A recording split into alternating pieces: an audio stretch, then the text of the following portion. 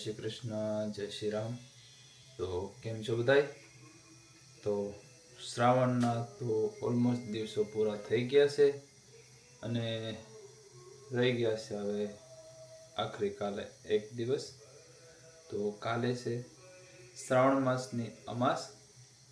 તો કોઈને ખબર ના હોય તો કાલે છે શ્રાવણ માસની અમાસ છે અને આજે 14 છે. તો બધાને શ્રાવણ માસ સારું ગયો હશે. તો બધાને ખૂબ ખૂબ અભિનંદન કે બધાના આખા શ્રાવણનો આશીર્વાદ ભગવાન શિવજીના બહુ જ મળ્યા હશે. અને બધાને કેમ છો કોમેન્ટમાં લખજો કંઈ ના કંઈ. તો હર હર મહાદેવ, જય શ્રી કૃષ્ણ, જય શ્રી રામ. તો આપણે સવારમાં બનાવવા માંડ્યા છે દૂધ. તો મને થોડુંક દૂધ ગમે છે તો દૂધ નીકળ્યું છે. ચા પણ ગમે છે પણ ડેલી ચામાં પેલું નહીં આવતી, પણ દૂધ હોય તો જરાક મજા આવી જાય. અને ગાર્ડનમાં જે ખિસકોલી છે ને તે ત્યાં ઘરેથી અખરોટ લઈ આવી ને ખાડા ગોડી ને વાવવાનું ને ચાલુ કરી દીધું છે અત્યારે. તો મેં થોડીક વાર પહેલાં ઉઠી ગયો હતો, મારા હાથમાં કેમેરો નહોતો, તમને બતાવી દીધે કે ખાડો ગોડી અને વાતી હતી. પછી પાછી લઈ ને ઝાડવાને અંદર નાખી ગઈ. તો હવે કેમ કે અહીંયા વરસાદ બહુ ટાઈમથી આવ્યો નથી, હમણાં 2 દી પહેલાં એક જ વાર આવ્યો વરસાદ. તો ખોદી શકતી નથી નીચે જમીનમાં, ખાડો કરી શકતી નથી ગાર્ડન ઓલામાં. તો એટલા માટે એ ખાડો નથી કરી શકતી ને, તો એ છે ને ઓલું કરે, જે ઝાડવા વાયા છે ને તો એની અંદર જઈ ને ઓલું કરવાનું, ખાડા ગોડી આપે. કેમ કે એમાં પાણી પાઈએ છે રેગ્યુલર, એટલે એમાં પોચી જમીન હોય તો એ ગોડી આપે એમ. હવે નેક્સ્ટ યર ખબર પડે કે કેટલા ઝાડવા વાઈ ગઈ છે અખરોટના. કેમ કે અત્યારે બધા જ્યોતિવે છે ને બધા ઝાડવા વાઈ દીધા છે. એ કે લાસ્ટ ટાઈમ 2 ઝાડવા 3 જણા કોઈને આપવા માટે ઉપાડવા ગઈ, પણ એનું એટલું ઊંડું મૂળ જતું રહે કે વાત ના પૂછો. કેમ કે જે ખીલા મૂળ કહે ને એ આ ઝાડના મૂળ ખીલા મૂળ છે, એટલે સીધા અંદર એન્ડ સુધી હાલા જાય છે એમ. તો વચ્ચેથી 2-3 વાર ઝાડના મૂળ તૂટી ગયા. તો કોઈને દેવાના હતા તો દઈ ન શક્યા, કેમ કે મૂળ તૂટી જાય પછી ઉગે નહીં. ખોટું આપણે કોઈને આપીએ ને એમ થાય કે તૂટેલા મૂળ આપી ગયા તો આ થોડું ઉગે. તો એના કરતાં બેટર હતું કે કોઈને નથી જોતી કે આપણે આપવું તો નથી આપવાનું લોકો કરે. પણ એ તો બિનમાં નાખી દીધા. જો આવી ગઈ છે અત્યારે ખિસકોલી, પણ બતાવીશ તમને હમણાં 1 સેકન્ડમાં.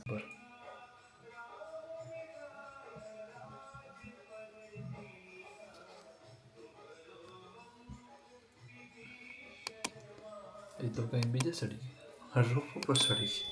તો ખિસકોલીનો અપડેટ દેવાઈ ગયો. તો ખિસકોલી તો ઘર ઓલા ઉપર જ સડી ગઈ, રૂફ ઉપર સડી ગઈ. કદાચ નેબરને ઘરે કંઈ વાયેલું હશે તો ત્યાં ગયો હશે. ને એક બીજી પણ આવી ગઈ છે, ઠેકડા મારતી મારતી મસ્ત કૂદકા મારતી હવે ઝાડવાની સાઈડમાં, ઝાડવાની પાછળ જ નાખી ગઈ છે.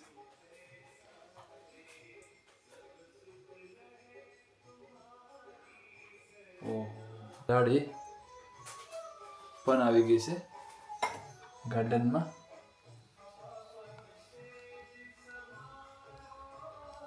તો જો બિલાડી છે ને અંદર જાય, એટલે ખિસકોલીને પકડવા.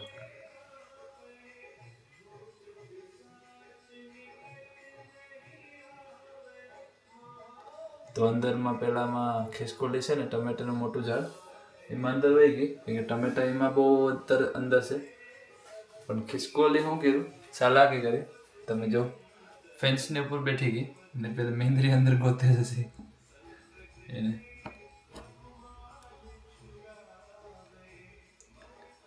મસ્ત વ્યૂ હતો આગળ મેં બહાર ગયો હોત તો તમને બહુ જ મસ્ત દેખાડે, પણ બહાર જાય તો એ ભાગી જાય બધે, કંઈ દેખાશે ને તારા ખિસકોલી તો ત્યાં હજી બેઠીશ ને બિલાડી પર મિંદરી ત્યાં ટમેટાના ઝાડની અંદર અડધી બેઠી ગઈ છે અંદરમાં અને અડધી બારે છે. તો આપણે જઈએ અને જોઈએ કે ખિસકોલીનું હું કેવી રીતના છે તે. પી ગયા છે બહાર ને બિલાડી તો અંદર હતી, અત્યારે ખબર નથી મને ક્યાં છે તે.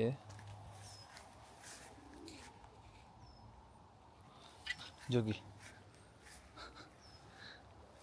દેખી ગઈ દોડીને ગઈ કે એક ઉંદર પણ છે ગાર્ડનની અંદર મોટો એવો, તો એ બધામાં ફરતો હોય અને એક આ બિલાડી દોડીને નાહી ગઈ અહીંયાથી.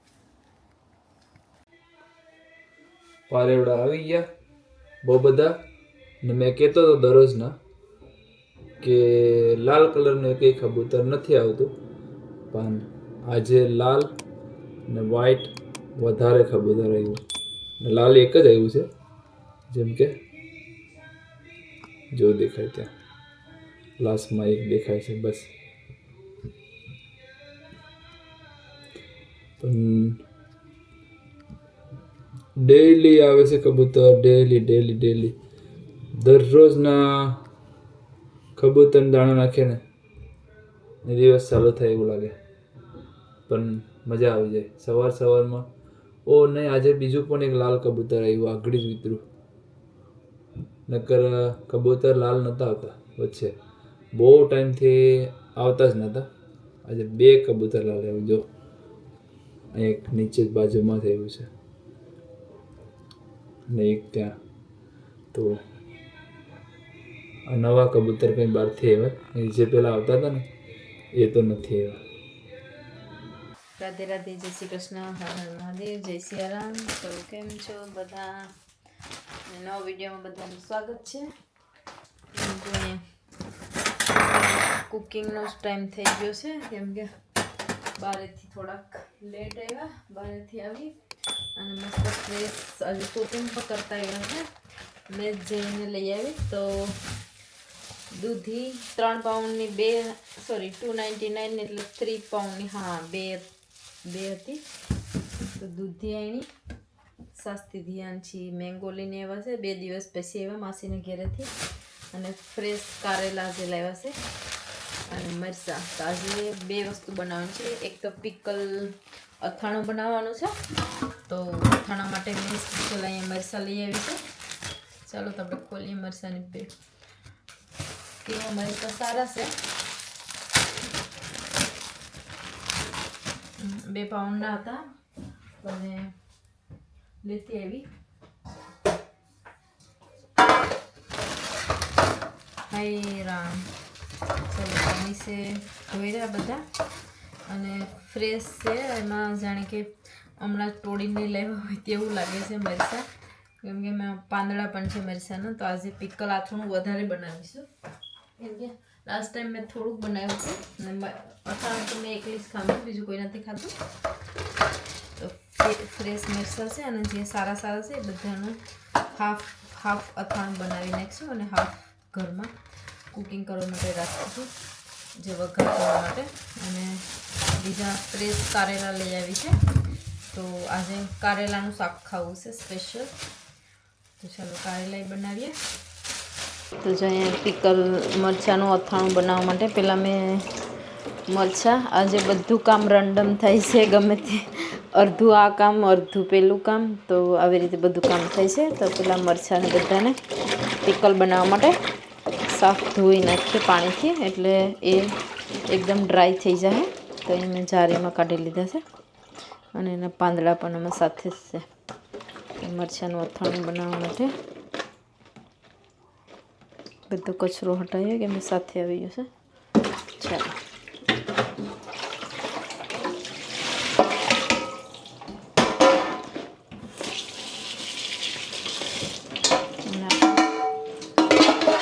આવી રીતે રાખી નાખી દઈએ એટલે બધું પાણી નીકળી જાય મરચાંમાંથી. ચલો તો અહીં દૂધીનું શાક વઘારવા માટે એક લીલું મરચું લઈ લીધું છે. થોડુંક તીખાસ માટે નાખીએ તો સારું લાગે. ઘણા બધા નાખતા હોય, ઘણા બધા ન નાખે, કેમ કે તીખું બહુ થઈ જાય. તો અહીંયા મેં એક લીલું મરચું લઈ લીધું છે અને ટમેટાં કાપી અને રેડી કરી લીધા છે. તો તેના માટે હવે મીઠો લીમડો લઈ લઈએ વઘાર કરવા માટે. બધા મસાલા આવી ગયા અને સાથે સાથે મેં મીઠો લીમડો પણ લઈ લીધો છે વઘારવા માટે. આપણે વેજીટેબલ બનાવવાનું હોય તેમાં મીઠો લીમડો તો નાખવો જ પડે, તેના વગર ચાલે. હોય નહીં તો ચાલી જાય, પણ હોય તો નાખવું જ પડે. તો અહીંયા છે આપણી પાસે, તો નાખી દઈએ. અને ટમેટા મેં કાપીને રેડી કરી લીધા છે. ચાલો તો વઘાર. ચાલો તો અહીંયા તેલ ગરમ થઈ છે અને મેં બીજું તપેલું મૂકી છે કારેલા વઘાર કરવા માટે. એટલે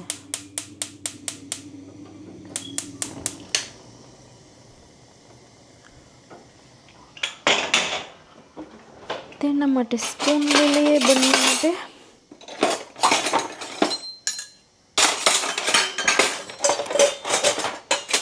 ચોઈસ કરવામાં એટલો બધો ટાઈમ લાગી ગયો કે કઈ સ્પૂન યુઝ કરવાની છે. ચલો કારેલા માટે પણ તેલ નાખીને રેડી કરી નાખું, ગરમ થાય. ચલો ઘરમાં ભજન પણ મસ્ત ચાલુ થઈ ગયું છે, મારું ફેવરેટ છે.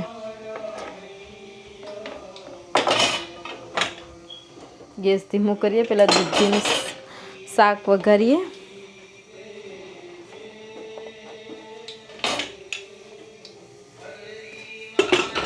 હૈયામાં ભક્તિ દે છે.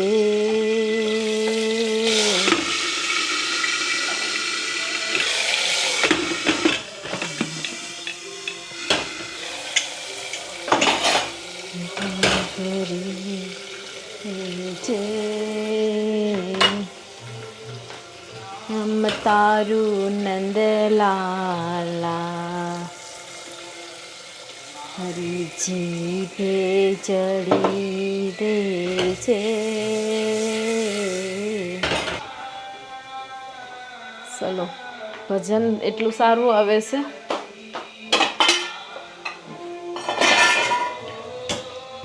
રસોઈ બનાવતા જે ભજનમાં લાગ્યા છે. દૂધી કાપી અને રેડી કરી લઈએ. દૂધી રેડી થઈ ગઈ છે મોરીની.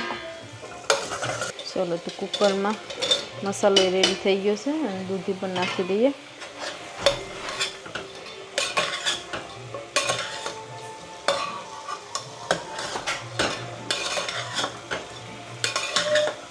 ચલો તો આપણા કારેલા મોરાઈ ગયા છે. અને એક વસ્તુ એ કે કારેલા કોના ફેવરેટ છે તે કોમેન્ટ કરજો, અને કોને નથી ભાવતા તે પણ કોમેન્ટ કરી કહેજો. સાચથી કે મેં કોમેન્ટ કરા કે તને ભાવતા નથી, એટલે શ્યોર છે કે તું કારેલા નથી ખાતી? કારેલા બધા ખાય છે ભાઈ ઘરે. તો કારેલા કેવી રીતે ક્લીન કરાય તે પણ જોઈ લેજો. મેં અહીંયા કારેલા લીધા છે ને, એ સ્પૂન લીધી છે. તો સ્પૂનનું જે આ પાકેલું છે કારેલું, આ તો આપણે કારેલાને આવી ઉલટો જે પતલી સ્પૂન હોય તેનાથી, નાઈફથી પણ કરી શકાય છે,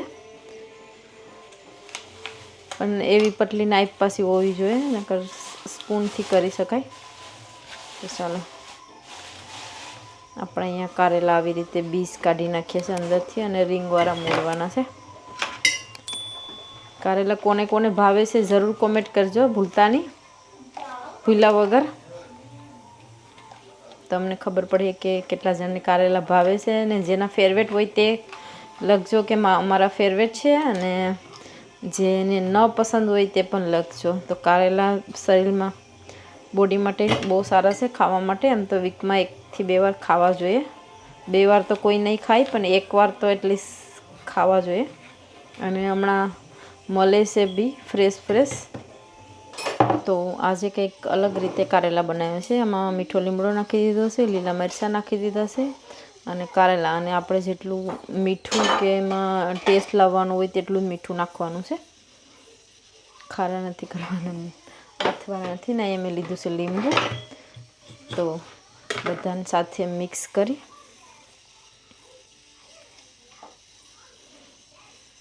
આમાં ટમેટું નથી નાખવાની એટલા માટે મેં લીંબુ નાખ્યું છે. અને આપણે એને 2 થી 3 મિનિટ માટે આવી રીતે આથી અને રહેવા દઈએ. પછી ડાયરેક્ટ બધું વઘાર કરી નાખશું. આ મેં મારી સ્ટાઇલ નવી બનાવી છે. તમને ગમે તો આવી રીતે ટ્રાય કરજો. કારેલા તો ગમે તેવી રીતે આપણે એને ખાલી ટેસ્ટ લાવવાનો છે અને કૂક કરવાના છે.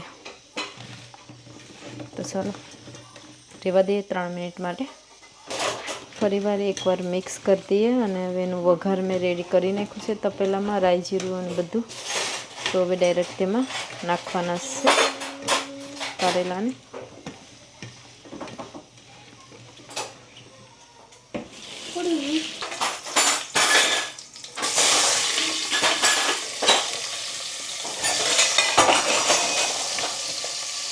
दूसरी लो तो काटे थे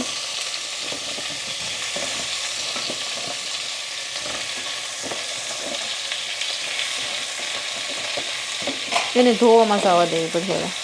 યુઝ થાય ને કેમ કે નીચેથી વાળ ને બધું સોટી જાય ને.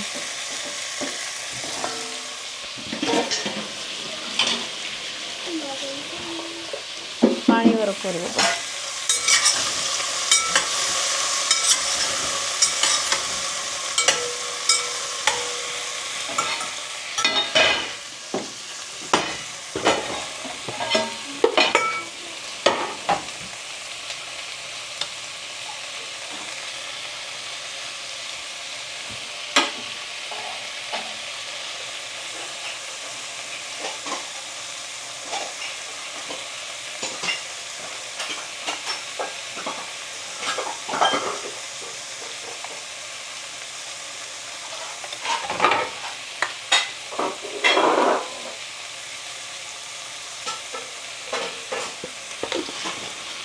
ચલો તો મેં ચેક કરી દીધું શાક અને થોડુંક પાણી નાખી અને સીટી પડવા મૂકી દઈએ તેમાં, એટલે તે કૂક થઈ જાય. બસ 1 ગ્લાસ જેટલું પાણી નાખ્યું છે. 1 ગ્લાસ પાણીમાં તો સીટી પડી છે એટલે દૂધથી મસ્ત ફ્રેશ છે એટલે કૂક જલ્દી થઈ જાય. ચલો સીટી પડને કારેલાને ચેક કરી લઈએ.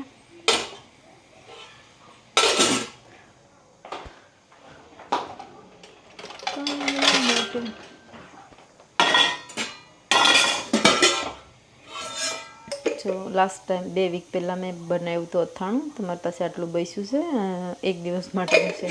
તો આપણે એને રાખીએ સાઈડમાં અને બીજું આજે નવું રેડી કરી નાખીએ. તો અથાણા માટે બધો સામાન રેડી કરી રાખ્યો છે અને સ્પેશિયલ કાચની બરણી લેવાની છે અથાણું નાખવા માટે. ત્યાં કાચની બરણી લઈ લીધી છે. તો અહીંયા મરચાં મોરાઈની રેડી થઈ જશે. તો તેના માટે મેં શું લીધું છે, અહીંયા લીંબુનું પાણી લીધું છે અને મીઠું. તો આપણે પહેલાં મીઠું નાખીશું એમાં, જેટલું સ્વાદ બહુ ખારું નથી બનાવવાનું. તમે 3.5 સ્પૂન જેટલું સોલ્ટ નાખ્યું છે. પહેલાં મિક્સ કરી દઈએ આપણે મીઠું. તમામ મેં મીઠું નાખી દીધું અને હવે હળદર. તો અહીંયા મેં 1/2 સ્પૂન જેટલી હળદર નાખી છે. તો તેને પણ પ્રોપર મિક્સ કરી દઈએ કે બધા મરચાંમાં હળદર લાગી જાય. એટલે હળદરથી પણ અથાણું લોંગ રહે છે, બગડે નહીં.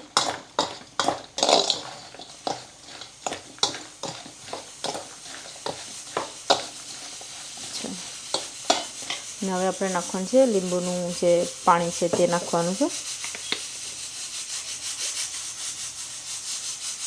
તો એ મેં મારા અંદાજેથી જ નાખું છું પાણી, કે બસ મરચાં બધા ભીના થવા જોઈએ.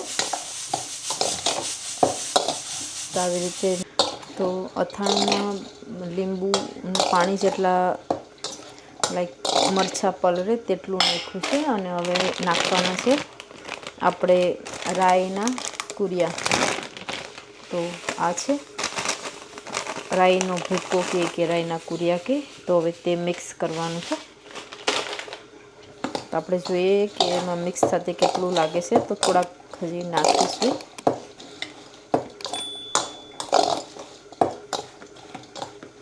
તો હજી નાખીએ. રાઈના પૂરિયા વધારે હોય તો પણ કલરે ત્યારે સારું લાગે છે, પોછા થઈ જાય પછી. તો એને થોડાક વધારે નાખ્યા છે.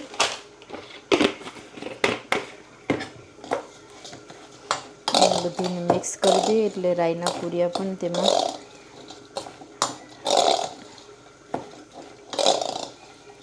ચાલો આપણે કાચની બરણીમાં ભરી દેવાનું છે. અથાણું રેડી છે અને કાચની બરણીમાં ભરી અને ફ્રીઝરમાં જ રાખવાનું છે. આપણે ખાવું હોય તેટલું જ બહાર કાઢવાનું છે. મેં આવી રીતે જ કરું છું. લાસ્ટ ટાઈમ મારી પાસે અહીંયા પડેલું છે, નાની કાચની બરણીમાં છે મરચાંનું અથાણું.